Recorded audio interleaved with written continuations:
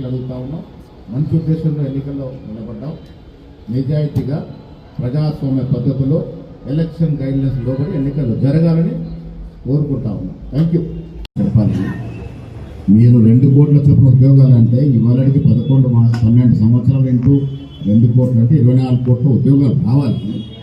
మీ ఘనమైన చరిత్ర రామచంద్రరావు గారు ఉన్న ఉద్యోగాలు పీకేశారు. కేంద్ర ప్రభుత్వంలో ఉన్నటువంటి బీద ప్రజల యొక్క ప్రభుత్వ ఉద్యోగాలు పీకేసిన చరిత్ర మీది. కార్పొరేట్ సెక్టర్ చేశారు దేశాన్ని మొత్తం. పబ్లిక్ సెక్టర్ యూనిట్లు ఎన్ని అమ్మేశారు, ఎన్ని కుదబెట్టారు, ఎన్ని డైల్యూట్ చేశారో ఒక్కసారి రామచంద్రరావు గారు తెలుసుకోవాల్సిన అవసరం ఉన్నది. బీజేపీ ఛార్జ్షీట్ ఏది కూడా పేదవానికి మేలు చేసే ఛార్జ్షీట్ కావు.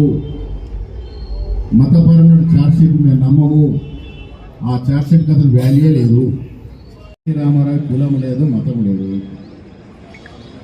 చాలా మంది ప్రజల గుండెల్లో ఆయన శ్రీకృష్ణుడు, శ్రీరాముడు. అలాంటి వ్యక్తిని ఆదరిస్తే కూడా నొప్పి అయితే మరి వాళ్ళు కూడా ఆలోచించుకోవాలి. అజరుద్దీన్ క్యాబినెట్లో భర్త అనేది 4 మాసాలుగా చర్చల్లో ఉంది. అది కూడా బాధ అయిపోయాయి. సరే, బీజేపీ ఏదో రోజు పొద్దున్న లేస్తే ముస్లిం పేరు రాజకీయం చేస్తారు. మరి గతంలో ముస్లిం సపోర్ట్ పొందిన బీఆర్ఎస్ పార్టీకి నొప్పండి. ఒక్క మాటను అడుగుతుంది, ఒక మైనారిటీకి మంత్రి పదవి ఇచ్చారు, మంచి పని చేసుకున్న మాట వరుసతో అనగలుగుతున్నారా? అంటే వీళ్ళిద్దరి యొక్క ఎజెండా ఒకటే.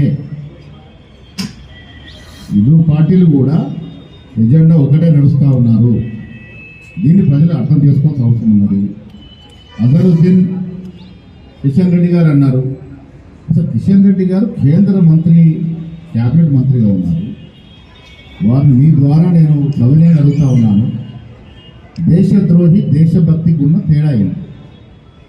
ఒకసారి వారు స్పష్టం చేయాలి. బీజేపీకి ఓటేసిన ప్రతి పౌరుడు దేశభక్తుడు. బీజేపీ ప్రజా వ్యతిరేక విధానాలు వ్యతిరేకిస్తే దేశద్రోహులు.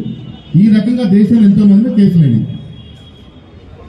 దేశద్రోహి అనే పదాన్ని నిరుగార్చలేదు. బీజేపీకి ఓటైన ప్రతి వ్యక్తిని దేశాన్ని ముద్రేసి అపాసం చేస్తూ ఉన్నారు. అజరుద్దీన్ ఒక మేటి క్రికెట్ కళాకారుడిగా సుదీర్ఘకాలం కెప్టెన్గా ఎన్నో విజయాలు సాధించాడు.